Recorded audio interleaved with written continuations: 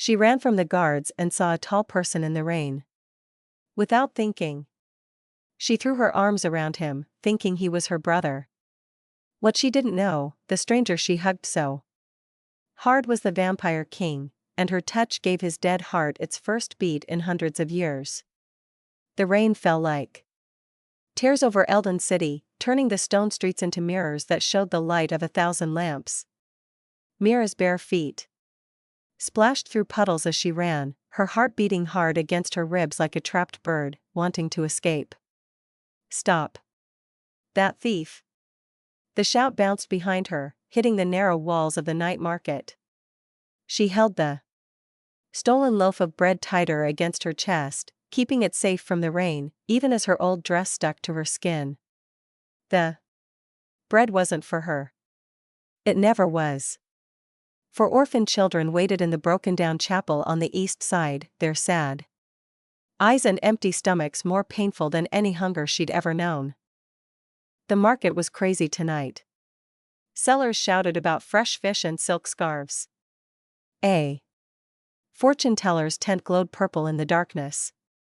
Somewhere, a violin played a sad song that made Mira's chest hurt. She zipped between shops, her small size an advantage as the two city guards tried hard to follow, their armor clanking like angry bells. Move! Out of the way, one guard roared. Mira's lungs burned. She'd been running for 5 blocks, and her legs felt like they might stop working at any moment. She chanced to look backward. The guards were getting closer, their faces looking very set on catching her. They hated street kids like her. Last month, they'd broken a boy's arm just for stealing an apple. Just a little farther, she told herself. The chapel is only 3 streets away. That's when she saw him. Or really, she didn't see him clearly at all. In her panic, eyes blurry with rain and fear, Mira saw a tall person standing still at the edge of the market. He wore a dark cloak with the hood pulled low, and for one wanting, silly second, her tired mind played a trick on her. Marcus, her brother, her older brother, who'd left 2 years ago to find work in the northern mines, promising to return. The height was right. The wide shoulders were right. The way he stood turned a little away from the crowd, watching just like Marcus used to do. Relief poured through her like warm honey. Without thinking, without seeing the danger, Mira changed direction and ran straight toward him. She crashed into his chest like a small storm, her arms automatically wrapping around his waist, her face pressing against the cold silk of his cloak. Marcus, please. The guards, help me. The words died in her throat. The world went silent. Not quiet, silent, as if someone had stolen all the sound from the world. The seller stopped shouting. The violin stopped its crying. Even the rain seemed to pause in the air, drops hanging in the air like floating diamonds. Mira felt it right away. This wasn't Marcus. The body under her arms was cold. Not the chill of rain-soaked clothes, but a coldness that went deeper, old and total, like hugging a marble statue that had stood in a winter graveyard for 1,000 years. No heartbeat beat against her ear. No warmth came through the cloth. And yet, she felt something else. A shake, a vibration. That started where her hands touched his back and spread out like rings on a pond. The air around them began to hum with an energy that made her hair stand on end. Slowly, terribly slowly, Mira lifted her head. 2 eyes stared down at her from inside the shadow of the hood. They glowed a faint deep red, like dying embers in a fireplace, beautiful and scary all at once. His face was pale as moonlight, carved with sharp cheekbones and a jaw that looked like it could cut glass. Full lips, slightly parted in what might have been shock. He couldn't have been older than 30, and yet something about his look made him feel like he had lived forever. For 3 heartbeats, neither of them moved. Mira's mind screamed at her to run, but her body had forgotten how. She was a rabbit staring at a wolf, frozen. In the moment before the attack, the creature's hand slowly rose. For a scary second, Mira thought he would grab her throat. Instead, his pale fingers trembled as they moved to his own chest, pressing against the place where a heart should beat. His lips moved, forming words so soft she almost didn't hear them. Reality crashed back like a wave. The market exploded with noise again. Sellers yelling, the violin screaming, rain pounding the stones. But something had changed. The people closest to them had stopped what they were doing. They stared with wide eyes, not at Mira, but at the man in the cloak. An old woman selling flowers dropped her basket, her face drained of color. A seller backed away slowly, making a warning sign with his fingers. Someone whispered the word. That made Mira's blood turn to ice. Vampire. The guards who'd been chasing her had stopped 10 feet away. They no longer looked angry. They looked terrified, their hands hovering near their swords, but too afraid to pull them out.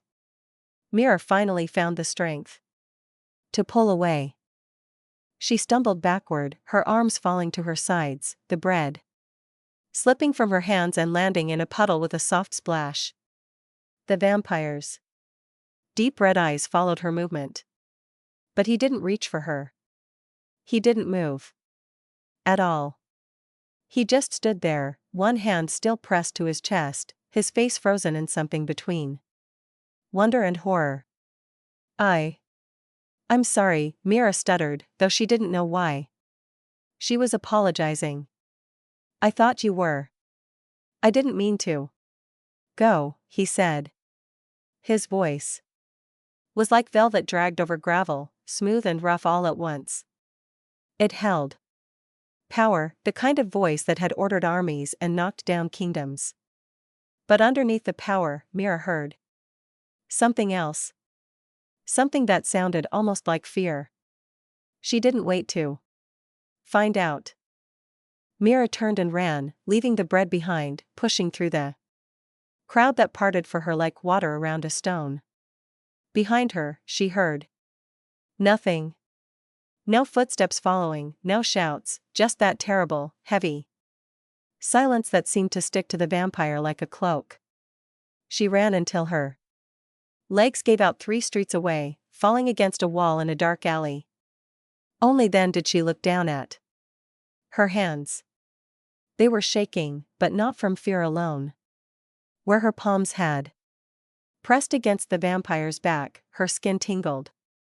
It felt warm, almost burning, as if she'd touched something holy instead of something bad.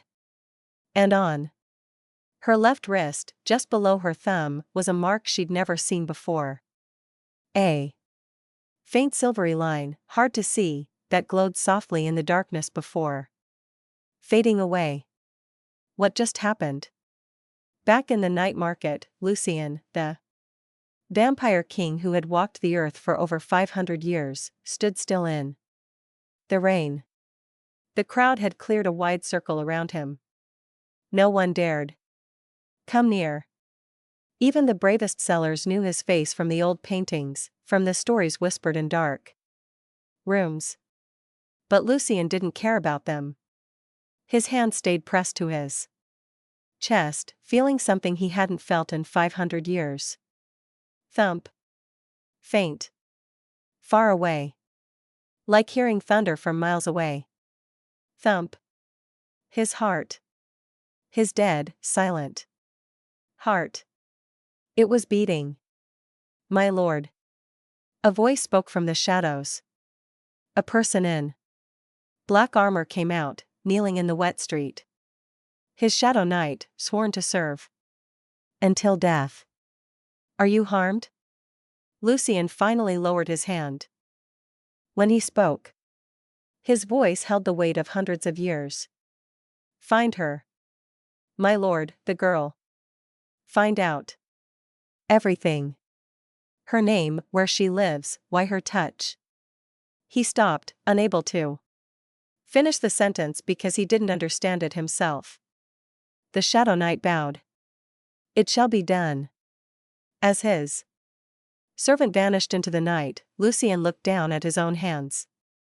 They were trembling. After 500 years of perfect control, of mastering every feeling. Until he felt nothing at all, a simple hug from a scared human girl had broken his calm. He could still feel the warmth of her, still smell the rain in her hair and the desperation in her fear. And underneath it all, something else, something pure and bright that he'd forgotten existed in this dark world. Kindness. She'd looked for protection in what she thought was her brother's arms, even while running for her life.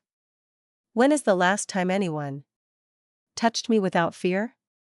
Lucien pulled his hood lower and disappeared into the shadows, leaving only wet footprints that faded in the rain.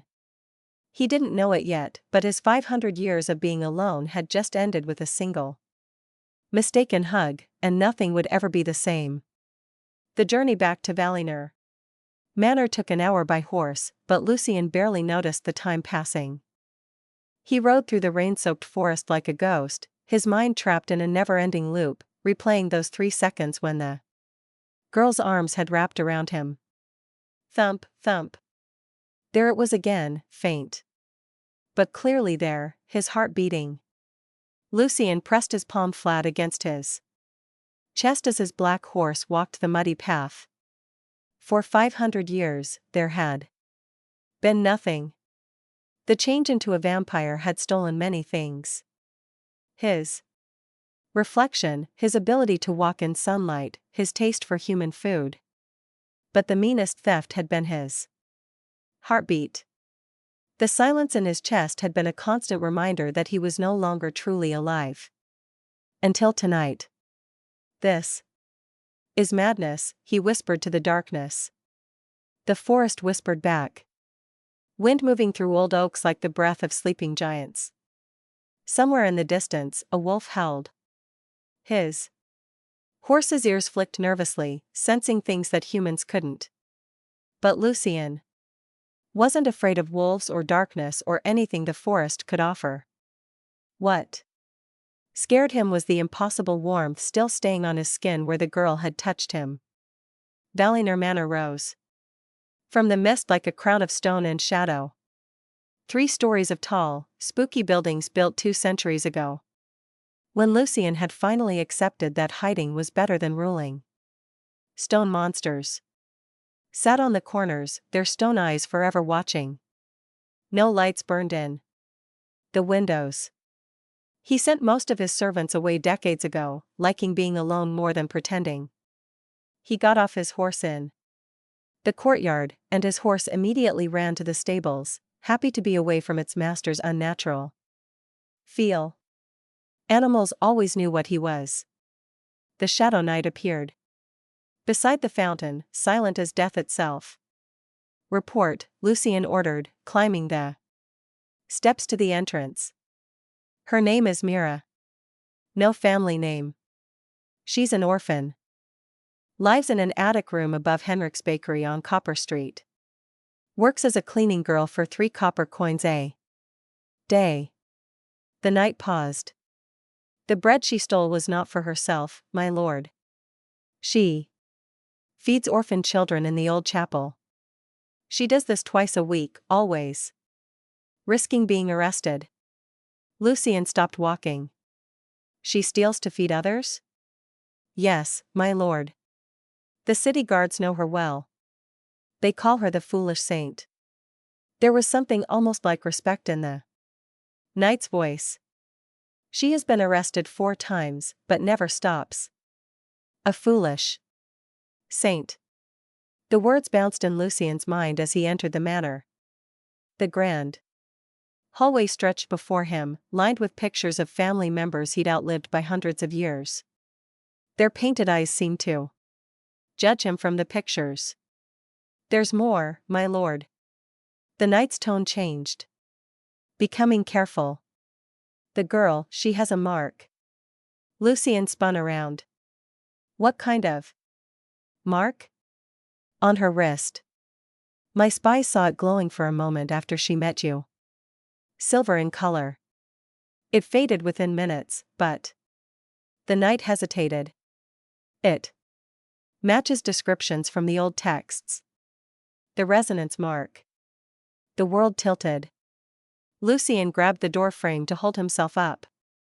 His magical strength left him for a moment. That's impossible. The resonance hasn't appeared in over 1,000 years. Not since the first age when humans and vampires could form soul bonds. Yes, my lord. The knight's voice dropped to barely a whisper. The smart ones believed it was gone. Soul bonds. The old magic. That had allowed vampires to love humans without destroying them. The magic that had been lost when the Great War turned vampires into hunters and humans into prey. Lucian had read about it in falling apart texts, always believing it was nothing more than fairy tales written by romantic fools. Leave me, Lucian said. Hoarsely.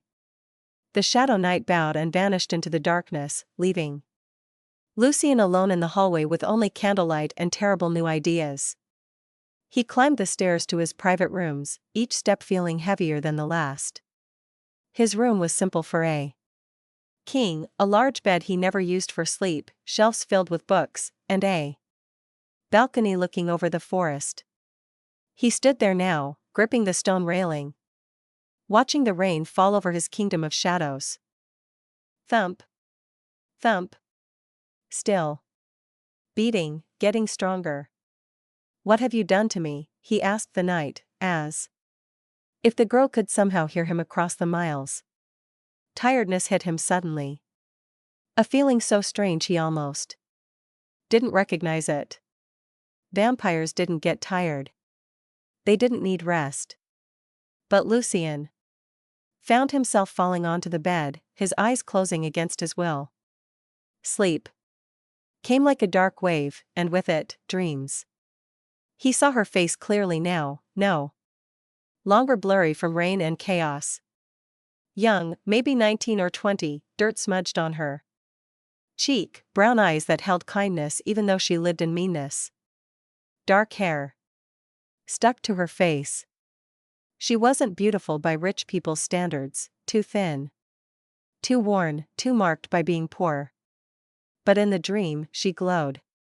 In the dream, she reached for him again, and this time he didn't pull away. Her arms wrapped around him, and the warmth flooded through his entire body like sunlight breaking through clouds. He heard his heartbeat stronger, felt real, warm blood begin to flow through veins that had been cold for centuries. Why are you crying? Dream Mira asked, touching his face. Lucian realized tears were streaming down his cheeks. When was the last time he'd cried, before his change? He couldn't even remember. Because I'd forgotten, he whispered. I'd forgotten what it felt like to be alive. She smiled, and it was the saddest, most beautiful thing he'd ever seen. Then don't go back to being dead. The dream broke. Lucian woke. Gasping, sitting upright in bed. The candles had burned down to short sticks. Dawn was still hours away, but he could feel it coming, that automatic dread all vampires carried in their bones. He looked down at his hands. They were shaking again. For 500 years, he'd built walls around his heart, telling himself that feelings were weaknesses he'd outgrown. He'd watched kingdoms rise and fall. He'd seen friends grow old and die while he stayed unchanged. He'd learned to feel nothing because feeling meant pain, and pain was for those still foolish enough to hope. But one hug from a starving girl who stole bread for orphans had torn down those walls like they were made of paper. This cannot happen, Lucian said to the empty room. She's human, breakable, will die. In 60 years, she'll be dust, and I'll still be Here alone. But even as he spoke the words, he knew they didn't matter. Something ancient had awakened inside him. Something that was older than his change, something that remembered what it meant to be human. And it was hungry, not for blood, but for something far more dangerous. Connection. Lucian stood and walked to his desk, where maps of Eldon City lay scattered. He found Copper Street easily, traced the route from the bakery to the old chapel, where she fed the children. I should stay away, he told himself. I should forget this ever happened. His finger stayed on the map, hovering over her street. Thump, thump, thump. His naughty heart beat faster, as if trying to tell him something his mind refused to accept. The Vampire King, ruler of the night, living forever and unbeatable, was falling, and he didn't know how to stop. Mira woke to the sound of roosters crowing and the smell of fresh bread baking below. For one happy moment, she forgot about last night. Then she moved her arm, and pain shot through her left wrist like a lightning bolt. She sat up quickly, holding her hand. The attic room was barely large enough for her straw mattress and a wooden crate that served as both table and chair.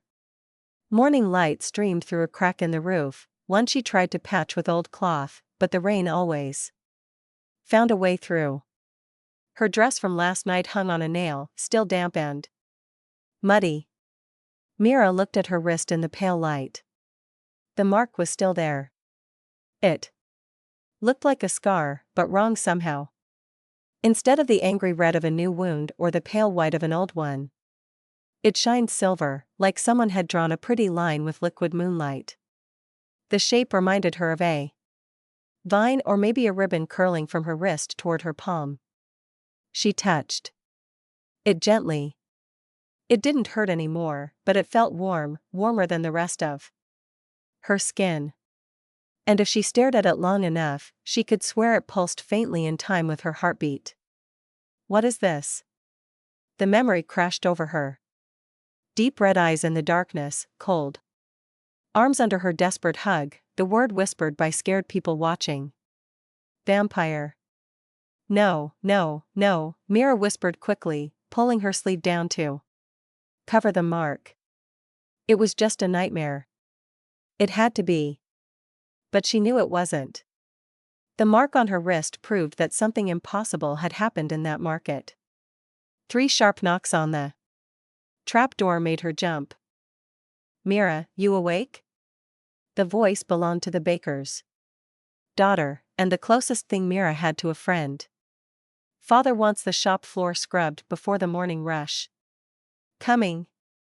Mira called back, shoving her feet into her worn shoes. The left one had a hole that let in water, but she'd learned to step carefully.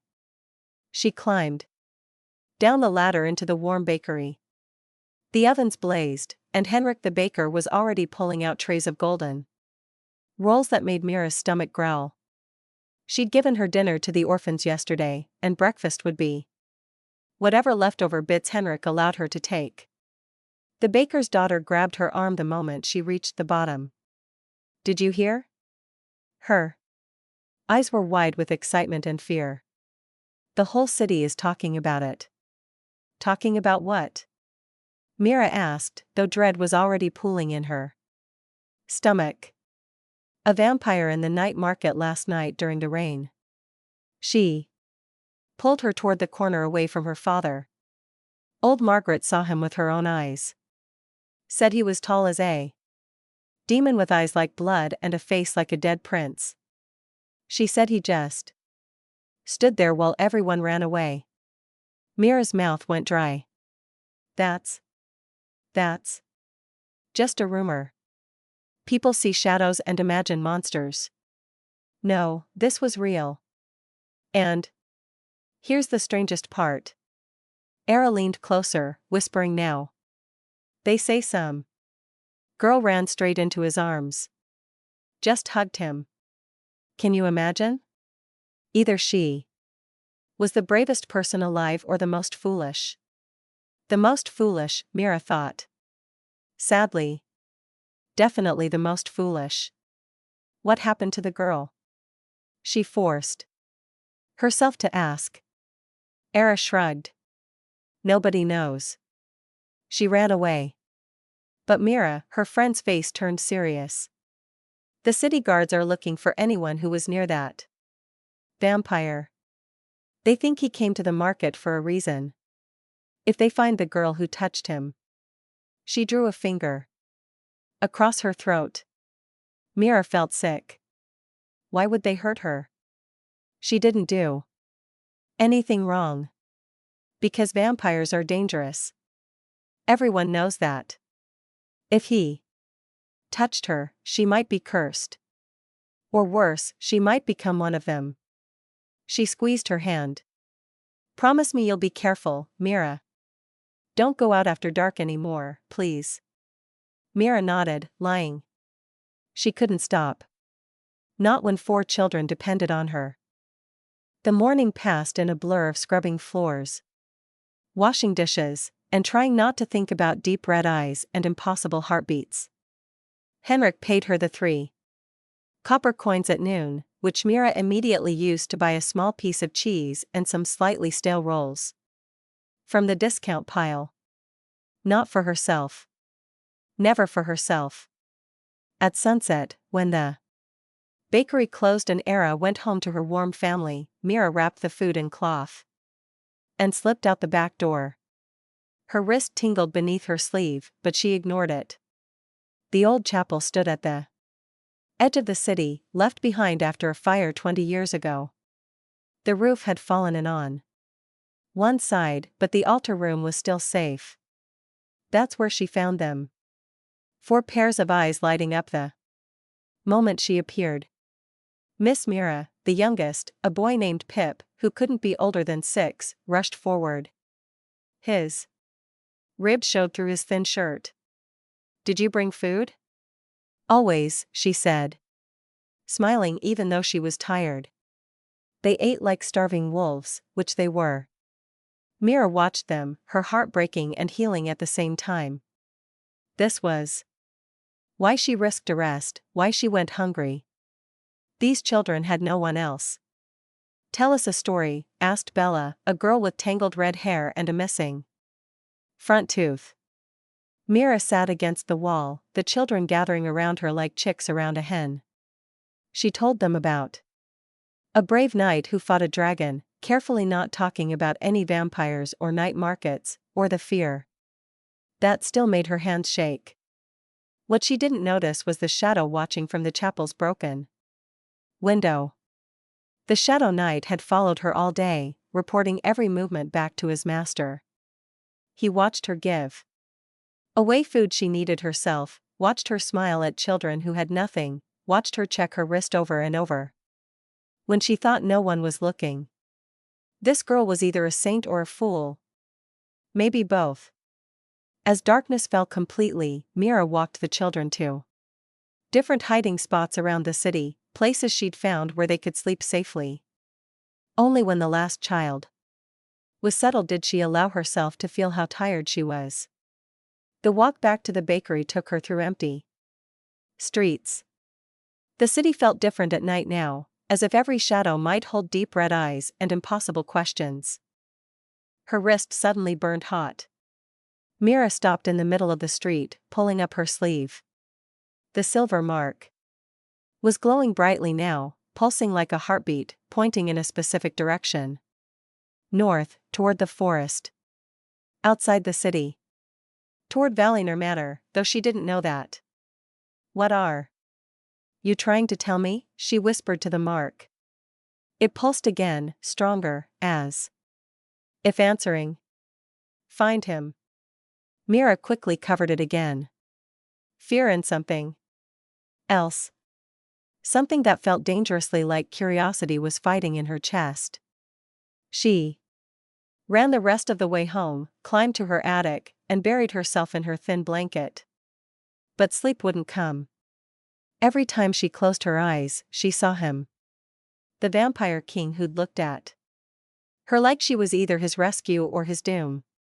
Outside her window, sitting on The roof across the street, the Shadow Knight continued his watch. And in Valinor Manor, Lucian stood on his balcony, staring south toward the city, his hand pressed against his chest, where his heart wouldn't stop beating.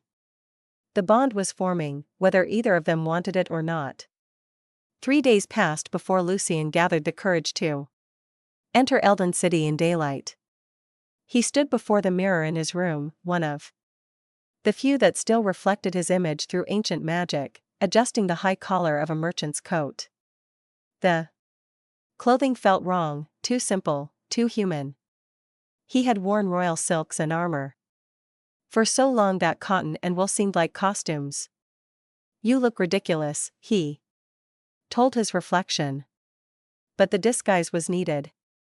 His true face was too well known among the older citizens, kept in paintings and wanted posters from decades past.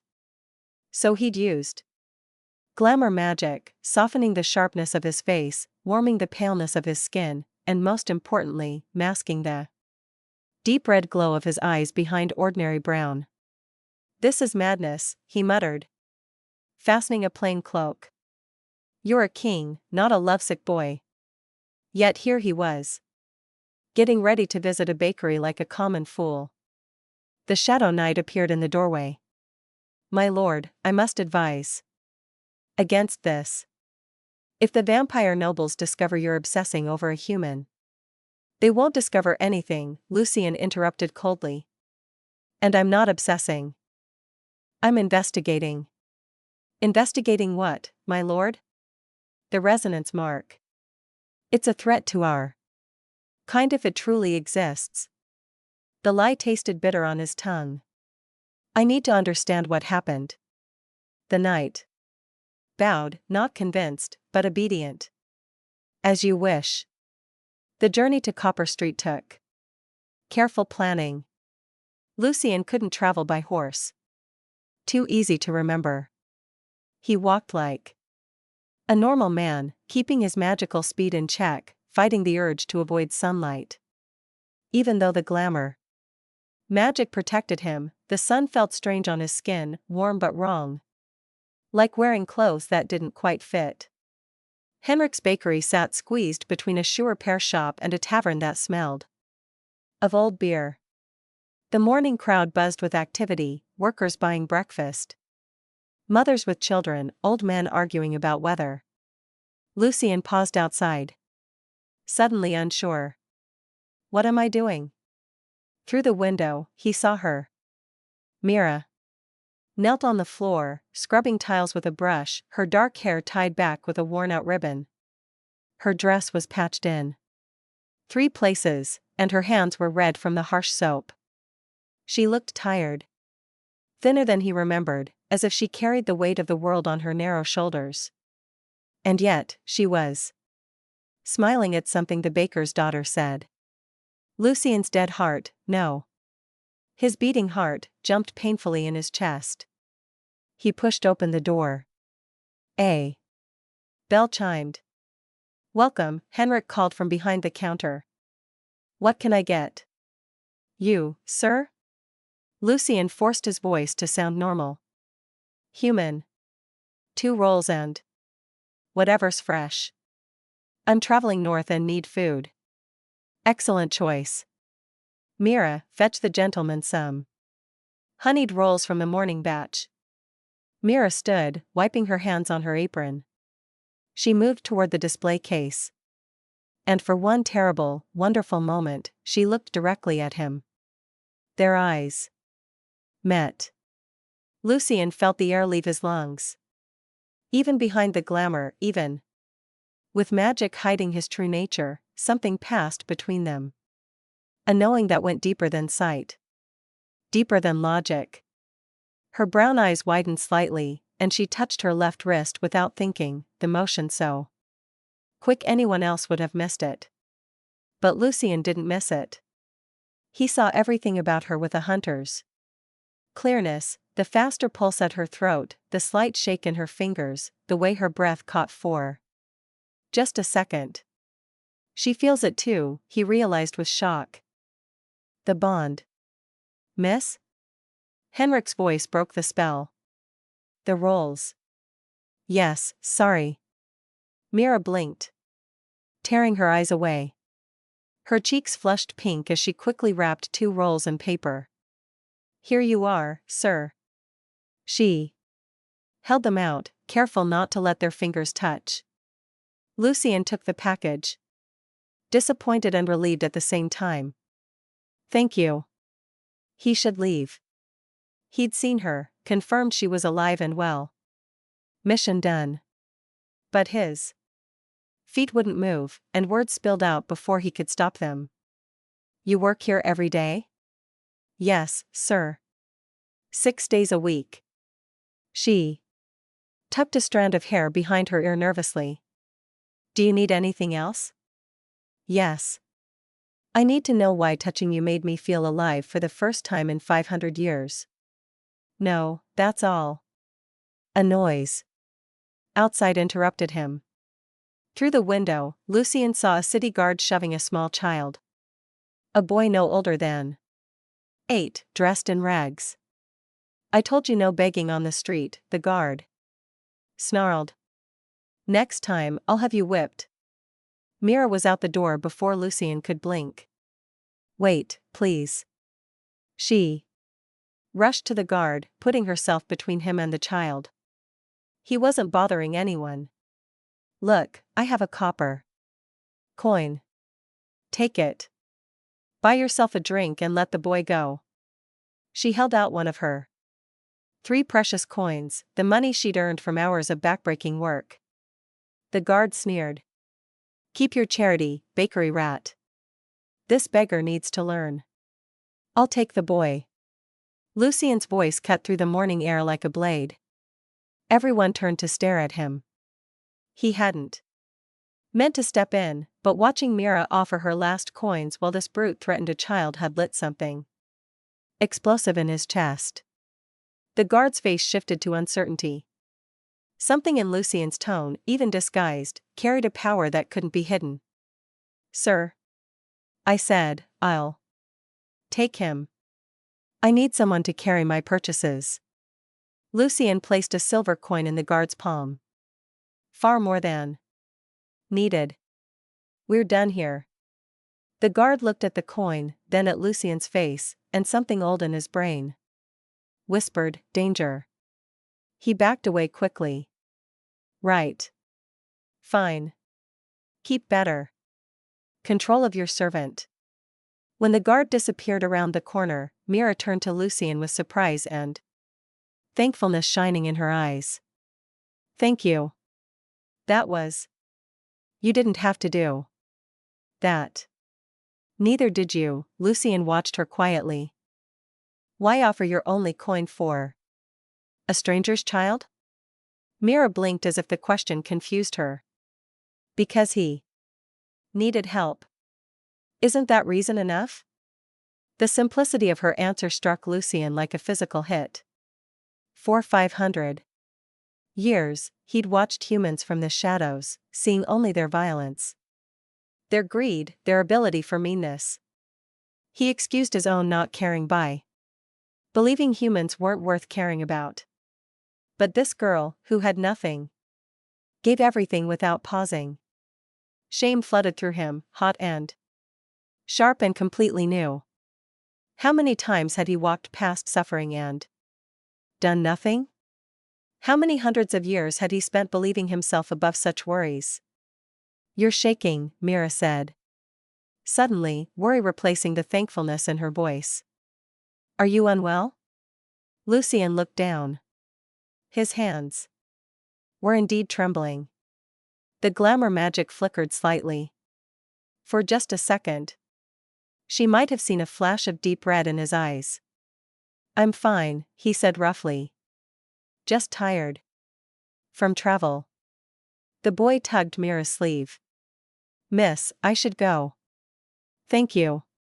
Wait. Mira ducked back into the bakery and came out with one of Lucien's rolls, pressing it into the child's hands. Eat something first. The boy's eyes went wide. He clutched the roll like treasure and ran off before anyone could change their mind, which meant Mira had just given away food she'd been paid to sell. He needed it more than I do, she said, catching Lucien's stare. Then she smiled. Not the polite smile of a servant, but something real and bright that made his chest ache. And you've already paid for it, so Henrik won't notice one missing roll. In that moment, standing in the morning sun on a dirty street, Lucien understood something scary. He wasn't falling in love with this girl. He had already fallen. What's your name? The question escaped before he could stop it. Mira. She hesitated. And yours? He should lie. Give a false name. Keep the distance. Needed to protect them both. Lucien, he heard himself say. Her eyes widened slightly, and he realized his mistake. His real name was known in legends, written in history books. But she didn't make the connection, and relief washed over him. Well, Lucien, Mira said softly. Thank you again for helping that boy. The world needs more people willing to do what's right. I'm not a person, he wanted to say. I'm a monster wearing a person's face. Instead, he nodded and turned to leave. Before he did something truly foolish, like tell her the truth. But as he walked away, he heard her call out. Safe travels. Lucien stopped, looked back. She was standing in the doorway, lit from behind by the warm glow of the bakery, still smiling at him. And for the first time in 500 years, someone wished him safety instead of death. The city changed overnight. Red lanterns hung from every building, turning Eldon City into a sea of deep red light. Market stalls sold blood-red ribbons and dark roses. Children wore masks painted with fangs, playing at being monsters while their parents watched with forced smiles. The Blood Moon Festival, the one night each year when humans pretended to celebrate the vampires who ruled from the shadows. Mira stood in the back room of the grand hall, adjusting the simple black dress they'd given her. It was the finest thing she'd ever worn. Plain but clean, with sleeves that actually covered her wrists. She'd volunteered to serve at the festival feast for one reason. They paid 10 silver coins. 10 coins could feed the orphans for a month. Stop fidgeting, Era whispered beside her. She'd volunteered too, though for different reasons. Her father insisted it was good for business to show loyalty. You look fine. I look terrified, Mira corrected, tugging at her collar. What if real vampires come? They always come. That's the point. Era checked her reflection in a polished pan. The city pays them gold, jewels.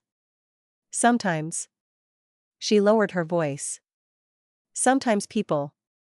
Volunteers who want to live forever, or criminals no one will miss. Mira's stomach turned. That's horrible.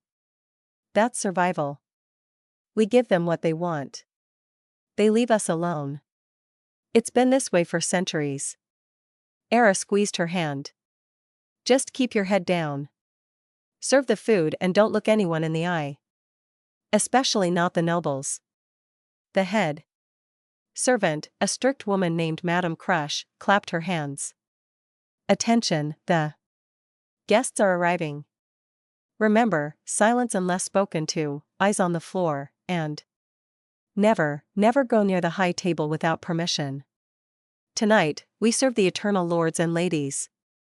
One mistake could cost you your life. Mira's hand automatically went to her left wrist, where the mark burned beneath her sleeve. It had been pulsing all day, growing stronger as sunset came. As if warning her of something. The servants walked into the grand hall, and Mira's breath caught. The room was amazing, with high, curved ceilings painted with stars, lights dripping with crystals, and a giant table that stretched the length of the hall. But it was the guests that made her blood run cold. Vampires. Dozens of them, dressed in dark velvets and silks that must have cost more than entire houses. They moved with inhuman grace, their skin pale as milk, their eyes glowing in shades of red and gold. Some wore jewelry that sparkled with magic. Others had servants trailing behind them, humans marked with bite scars on their necks, their faces blank and loyal. At the center of the hall stood a throne. Empty, waiting. That's for the king, Era breathed. If he comes. Does he usually? Not for decades. Some say he's dead. Others say he's just. She trailed off. Eyes wide. Oh, gods, look. The massive doors at the far end opened. Silence fell like a blade. A person entered, and Mira felt the air leave her lungs. He was dressed in black and deep red, a long coat stitched with silver that caught the candlelight like captured starlight. His hair was dark, swept back from a face that looked carved from marble, sharp cheekbones, full lips, and eyes that burned with ancient, deep red fire. A crown of black metal rested on his head, small but clearly a crown. Every vampire in the room dropped to one knee. Every human servant bowed so low their foreheads nearly touched the floor. Mira stood frozen, her tray of wine glasses trembling in her hands. Because she recognized him. The merchant, Lucien. The kind man who'd saved the beggar boy and looked at her like she was something precious instead of trash. He wasn't a merchant at all. He was the vampire king. The room spun. Mira's fingers went numb. The tray tilted. The crystal glasses crashed to the marble floor, exploding like ice. Red wine spread across the white stone like blood. The sound echoed through the silent hall. Every eye turned to her. Mira wanted to run, to disappear, to wake up from this nightmare, but her legs wouldn't move. She stood in a pool of broken glass and spilled wine, staring at the king whose true nature she'd been too foolish to see. Lucien's deep red eyes found hers. Across the room. He stopped walking. His face changed. Surprise, then. Something that looked almost like pain. For 3 heartbeats, the most powerful creature in the kingdom just stared at the poor serving girl who'd accidentally discovered his secret. You, Mira. Whispered, though no one else could hear. His jaw tightened. She saw his hand rise slightly, as if reaching for her, before he caught himself and let it fall. My lord, one of the vampire nobles hissed, a woman in purple silk with white hair. Shall I remove this clumsy servant? The threat in her voice was clear.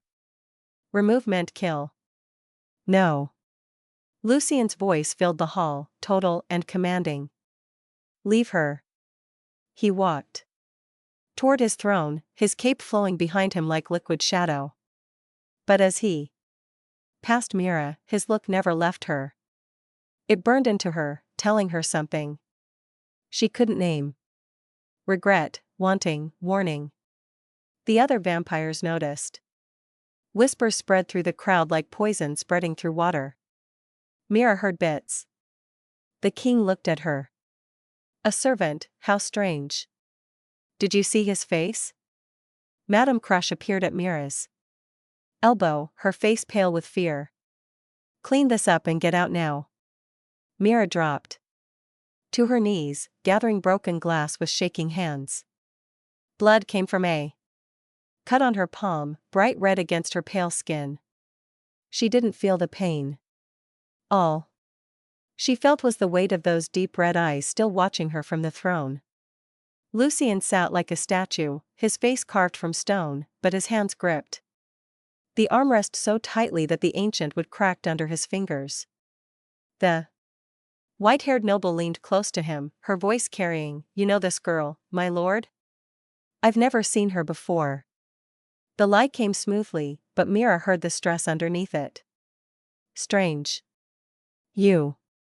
Look at her as if she holds your very soul. The noble smiled, showing fangs. How interesting. Mira felt it like ice water down her spine. These creatures had noticed something, and their notice was more scary than their hunger. She finished gathering the glass, bowed without looking up, and ran to the servants' entrance. Behind her, the feast began. Blood served in golden cups. Human musicians playing songs that made her ears ring. Vampires laughing at jokes about dying.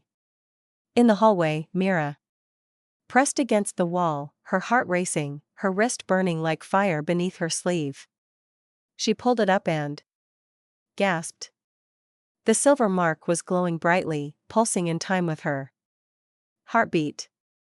And for the first time, she could see what it truly was. Not just a line, but words written in a language she didn't know. Ancient and beautiful and scary. A bond mark. A claim. Oh. No, she breathed. What did I do? Through the door, she heard the Vampire King's voice as he spoke to his court, cold and distant, and nothing like the gentle merchant who'd saved a beggar child. But Mira knew the truth now. She'd hugged a monster in the night market. She'd smiled at a hunter in a bakery. And, worst of all, when their eyes met in that hall, she'd felt her naughty heart skip a beat, not from fear, but from something far more dangerous. Recognition. As if her soul had been waiting 500 years to find his. Outside, the blood moon rose over Eldon City, painting everything in shades of deep red and shadow. And in the grand hall, the Vampire King sat on his throne, surrounded by nobles and power and darkness, feeling more alone than he had in centuries. Because the one person who'd made him feel alive was now in terrible, terrible danger. And it was entirely his fault. Mira didn't return to the feast. She hid in the servants' rooms, trying to make sense of the impossible truth. The mark on her wrist pulsed like a second heartbeat, growing warmer with each passing minute. He's the Vampire King, the monster from stories. And I hugged him. The door burst open. 3 people entered. Vampires dressed in fancy clothes, moving with a hunter's grace. The white-haired woman from the hall led them, her smile sharp as broken glass. There you are. She purred. Mira, isn't it? The king's little distraction. Mira backed against the wall. I don't know what you're talking about. I'm just a servant. Don't lie. The woman moved faster than sight, suddenly inches from Mira's face. Her breath smelled like roses and rot. We've been watching. Our spies reported the merchant in the bakery. The way he looked at you. And tonight in the hall, our king couldn't take his eyes off you. She grabbed Mira's left wrist, yanking up the sleeve. And this is the proof. The silver mark glowed in the darkness. It couldn't be denied. The other nobles gasped. One of them, a man with gold eyes, spoke. A resonance mark. By the old gods, it's real. Impossible, the third noble whispered. Such bonds were lost. Yet. Here it is. The white-haired woman, Lady Seraphine, Mira heard them call her, tightened her grip until Mira whimpered. Our king has formed a soul bond with a human. A servant. This is more than a distraction. This is a weakness. They dragged Mira through the hallways, her protests ignored. Servants scattered at the sight of the nobles, too afraid to step in. Era watched from a doorway, tears streaming down her face, mouthing, I'm sorry, but doing nothing. Mira couldn't blame her. What could a baker's daughter do against hunters who live forever?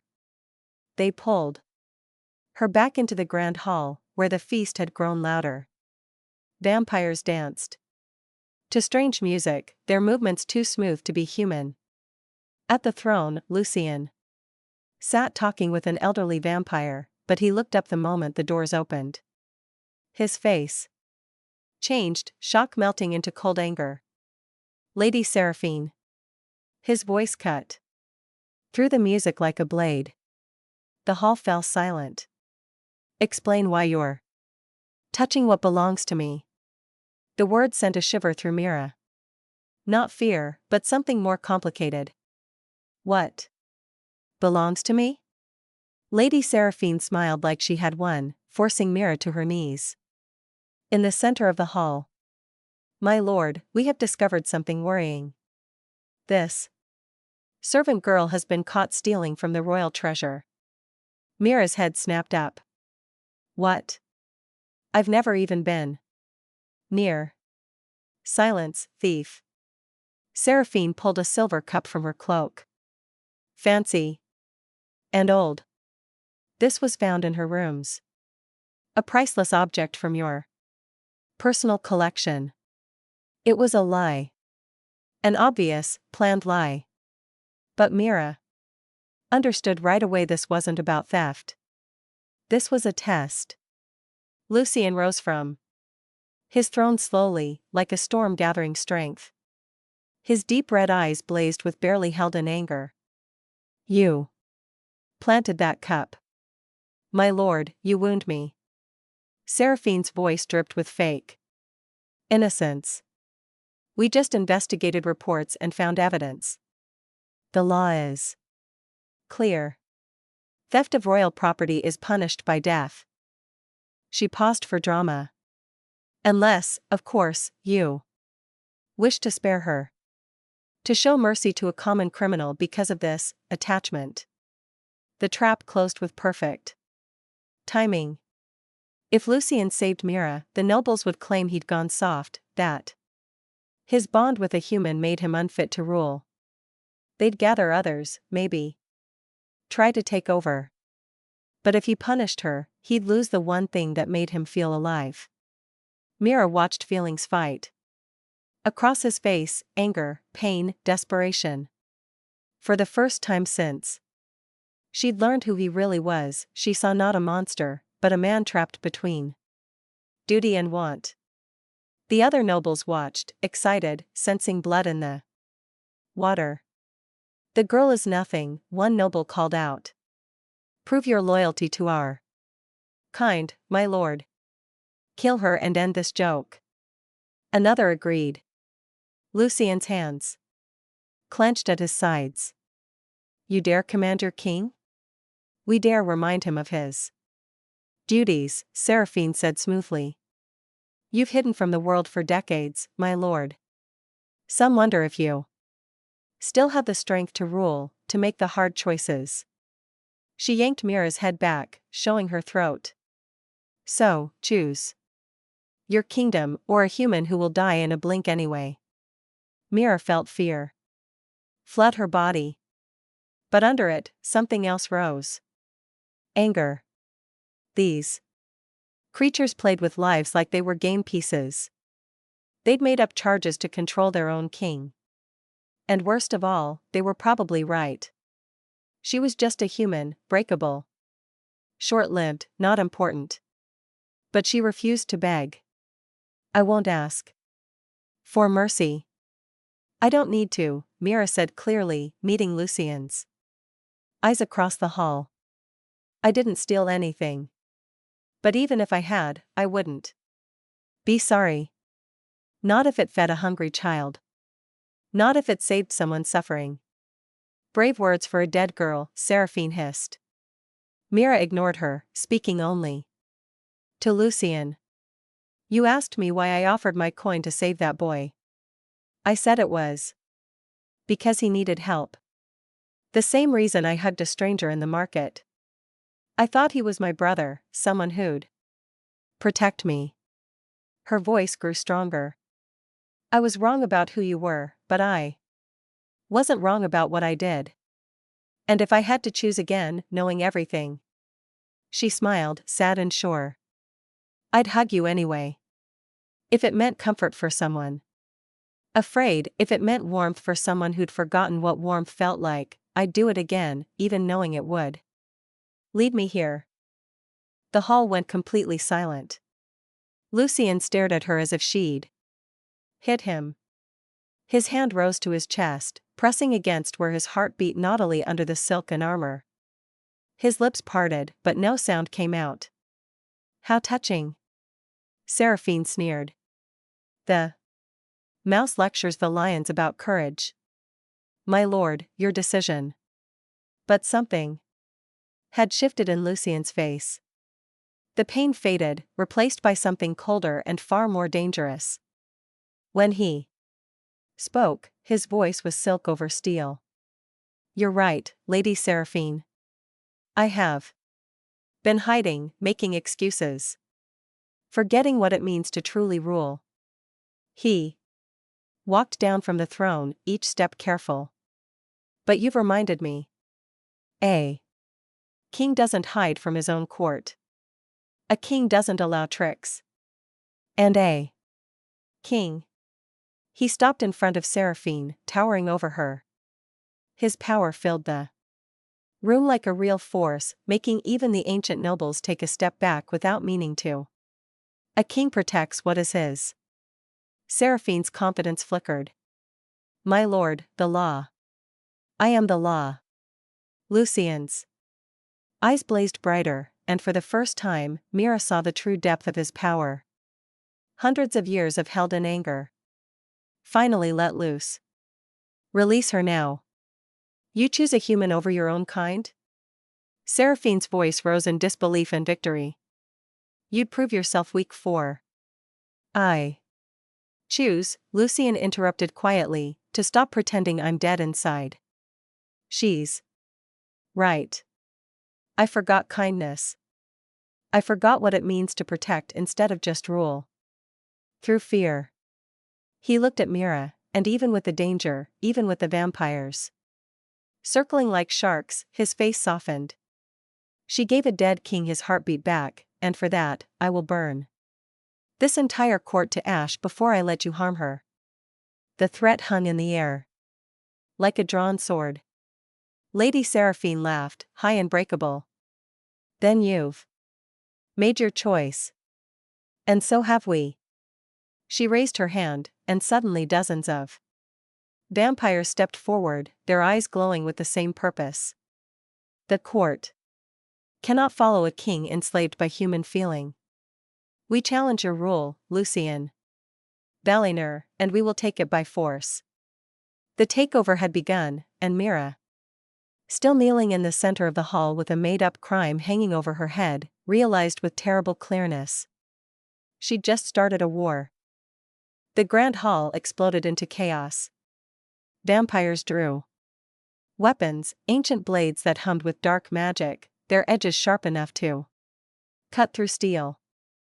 Others began chanting in a language that hurt Mira's ears, calling up power that made the air taste like copper and ash. Lady Seraphine's eyes blazed gold. Seize the king. Kill the human. 3 vampires jumped for Mira.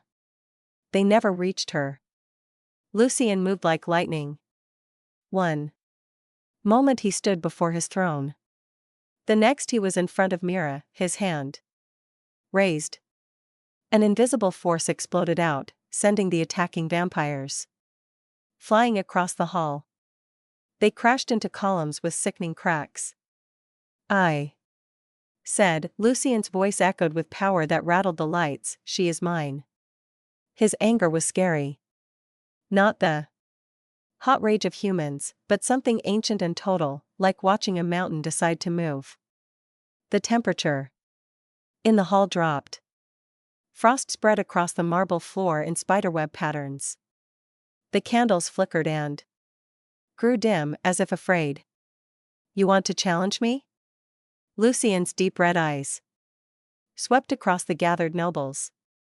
Then, understand what you're fighting. He removed his crown and let it clatter to the floor. The sound rang like a declaration of war. For 500 years, I've played your games, kept up your cruel traditions.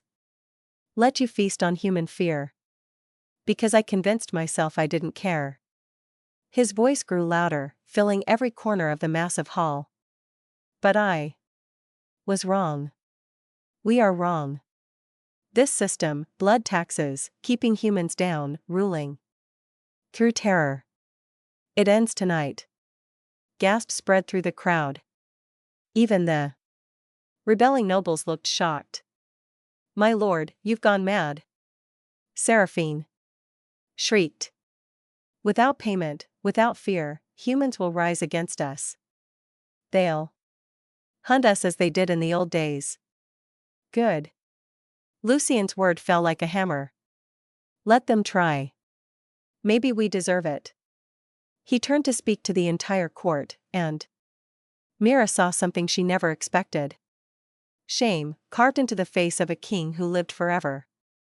Look at what we've become. We call ourselves better, yet we terrorize the weak. We claim to be noble, yet we steal children from their beds. We speak of forever, but we've forgotten how to live. His eyes found Mira, still kneeling, still defiant. One human showed me more courage in 3 seconds than I have witnessed from this court in 3 centuries. She risked everything for strangers. And we've risked nothing but their lives. Enough. Seraphine screamed, you betray your own kind for a mortal girl. Brothers and sisters, he's trapped by the bond. We must free him. She thrust her hands forward, and dark energy erupted. Shadow magic, ancient and forbidden. It took the form of chains that shot toward Lucien, meant to tie up his power and break the resonance mark by force. The chains wrapped around him, tightening, glowing with magic letters that burned against his skin. Mira screamed, no. But Lucien didn't fight the chains. Instead, he closed his eyes and pressed his hand to his chest, over his heart. The heart that beat because of Mira. The heart that remembered what kindness felt like. And something impossible happened. Light exploded from Lucien's chest. Not the deep red glow of vampire magic, but pure, silver-white light, the same color as Mira's mark. It burst through the chains. Like they were made of paper, melting Seraphine's dark magic in an instant. The light spread out in waves, and wherever it touched, the vampire nobles' power just stopped.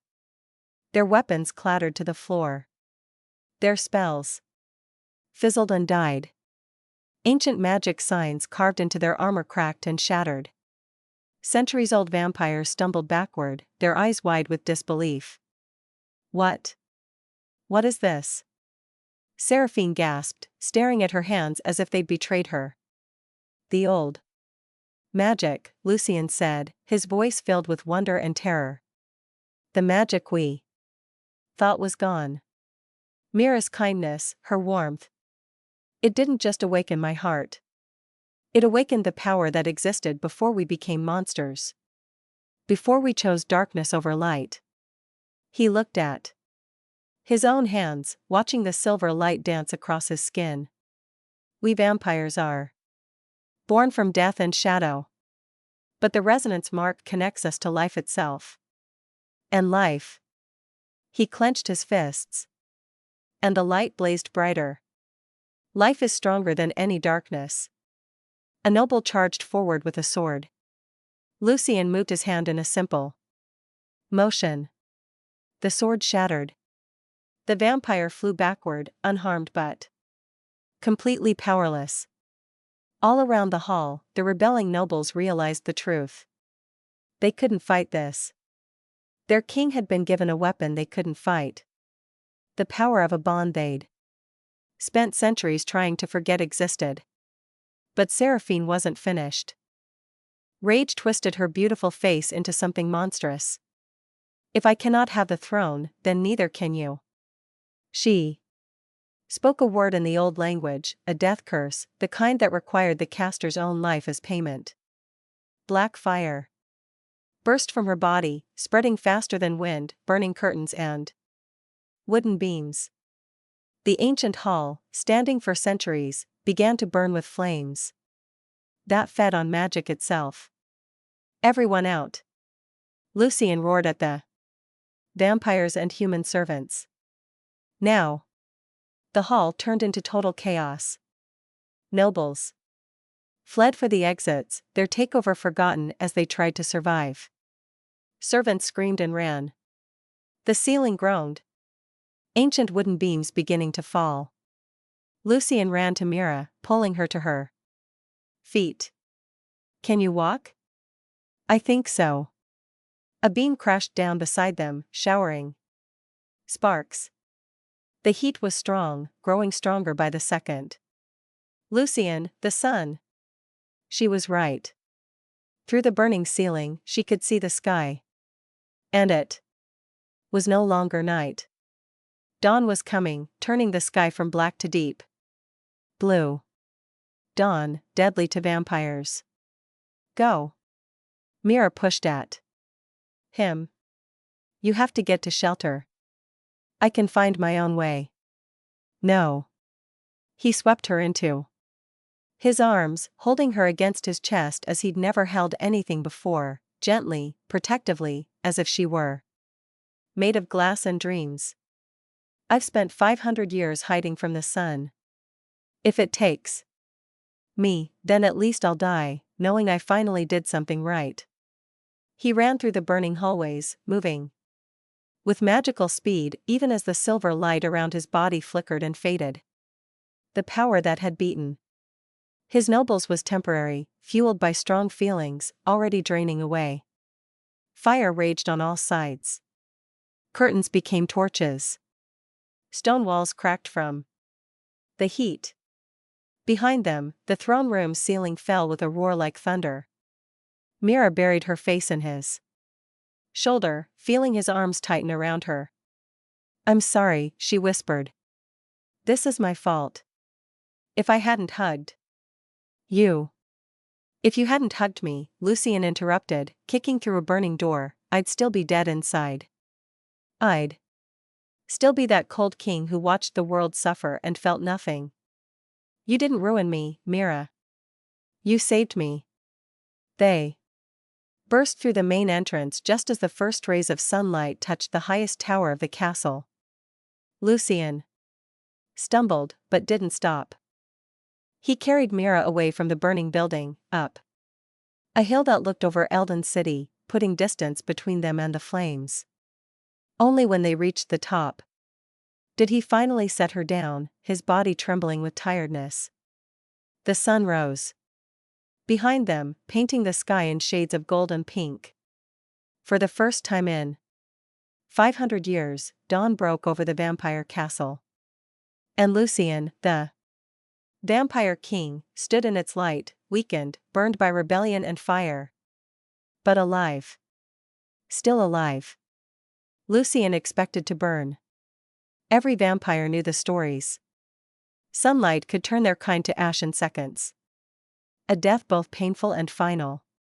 Yet as the first rays of dawn touched his skin, he felt only warmth. Not the burning pain of his skin catching fire. Just warmth. He stared at his hands, not believing it. The sunlight painted them gold instead of turning them to dust. His skin didn't blister or smoke. He was weakened, yes. His magical strength drained away, leaving him feeling heavy and human. But he wasn't dying. How? He whispered. Mira stepped in front of him, and he saw it. The silver mark on her wrist shined brightly in the sunrise, pulsing with protective light. Threads of silver energy stretched from her mark to his chest, wrapping around him like an invisible shield. The bond, Mira breathed, understanding filling her face. It's protecting you. Lucian touched his chest where his heart beat. Steady, strong, impossibly alive. You're Saving me again. Below them, Eldon City was waking. Smoke rose from the burning castle, easy to see for miles. People poured into the streets, pointing and shouting. The vampire stronghold, the symbol of their being kept down for centuries, was falling. And their king stood on a hill covered in sunlight, holding the hand of a poor human girl. They'll talk about this for generations, Lucian said quietly. The day the vampire king chose dawn over darkness. Do you regret it? Mira asked. Everything you lost? Lucian looked at her, truly looked at her. Not as a king watching a person, not as a hunter sizing up prey, but as one soul seeing another. Her brown eyes reflected the sunrise, warm and alive. And completely unafraid. I regret, he said slowly, 500 years of not living. Of mixing up existing with life. Of believing power mattered more than connection. He took her other hand, gentle even though he was trembling. You gave a dead man a heartbeat, Mira. You made me feel again. How could I possibly regret that? Tears filled her eyes. I'm just a poor girl who steals bread for orphans. I'm nobody special. I'll grow old and die while you stay young. Forever. 50 years from now, you'll be standing on this same hill and I'll be. Stop. Lucian pressed his forehead to hers, his voice breaking. Do you know what forever feels like when you're alone? Every year stretches into a nightmare. Every decade becomes a prison. I've watched empires fall apart and stars die. And all of it meant nothing because I felt nothing. He pulled back just enough to meet her eyes. 50 years. With you? 50 years of warmth and laughter and arguments and life would be worth more than 1,000 years of empty, forever life. You really mean that? Mira whispered, not a question, but a new idea. I really mean that. She smiled. Then that same bright, real smile that had caught his eye in the bakery. Then don't waste it. The words hit him like a blessing. Don't waste it. For 500 years, he'd wasted every moment. But not anymore. Lucian laughed. The sound surprised him. Rusty from hundreds of years of not being used, but real. I don't plan to. Behind them, footsteps came closer. The shadow knight appeared from the smoke, bowing low. My lord. The castle has fallen. Most of the rebelling nobles fled. Lady Seraphine died in the flames. He paused. The court is scattered. Your rule is not certain. Good, Lucian said, surprising everyone, including himself. Let it be uncertain. Let it be challenged. Maybe that's exactly what we need. A kingdom that isn't built on total power, but on something more breakable and so much more valuable. What's that, my lord? Lucian looked at Mira. Choice. Agreement. Kindness. The things I forgot we were capable of. The Shadow Knight's eyes widened behind his helmet. You plan to change everything. I plan to try, Lucian straightened, even weakened, standing like a king. Send word to the remaining vampire lords. The blood taxes end today. Keeping humans down ends today. Anyone who refuses to change will face my judgment. And this time I won't be merciful to meanness. They'll resist. My lord. Let them. I have something they don't. He squeezed Mira's hand. A reason to fight for something instead of against everything. As the sun climbed higher, other people appeared on the hill. Human servants who'd fled the burning castle, a few younger vampires who'd grown tired of the old ways, and Finally, a group of children led by a boy with wide eyes. Miss Mira. Pip ran forward, the orphan she'd fed so many times. Are you hurt? We saw the fire and. He stopped, staring at Lucien with recognition and terror.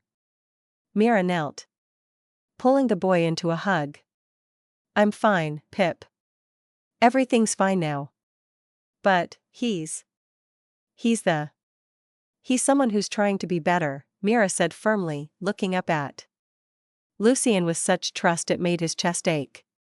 Just like all of us. Lucien slowly lowered himself to one knee, bringing his eyes level with the child's. It was a move no vampire king had made in living memory, kneeling before a human beggar child. I'm sorry, Lucien said. Simply, for what my kind has done. For the fear we've caused. For every child who went hungry because we took too much. He held out his hand, palm up, offering rather than demanding. I can't undo the past, but I swear to you, too. All of you, the future will be different. Pip stared at the offered hand for a long moment. Then, with a fearless trust only children have, he reached out and took it. The resonance mark flared on Mira's wrist, and for just a second, everyone on that hill felt it. A warmth that spread from her to Lucien, to the child, and out like rings on a pond. A connection. A promise that things could change. More people arrived as the morning grew bright, humans and vampires both. Pulled by the impossible sight of their king standing in sunlight. Word would spread through Eldon City like wildfire. The vampire king had fallen in love with a servant girl and in doing so had remembered his humanity. Some would call it weakness. Others would call it a revolution. Mira just called it hope. What happens now? She asked Lucien as they stood together watching the sunrise paint the world in shades of gold. Now, Lucien said, weaving his fingers through hers, we walk forward together. I'll rebuild the kingdom into something worth ruling. You'll keep saving orphans and teaching me how to be kind. We'll make mistakes. We'll face trouble. It won't be easy. Nothing worth doing ever is, Mira said softly. Wise words from a foolish saint.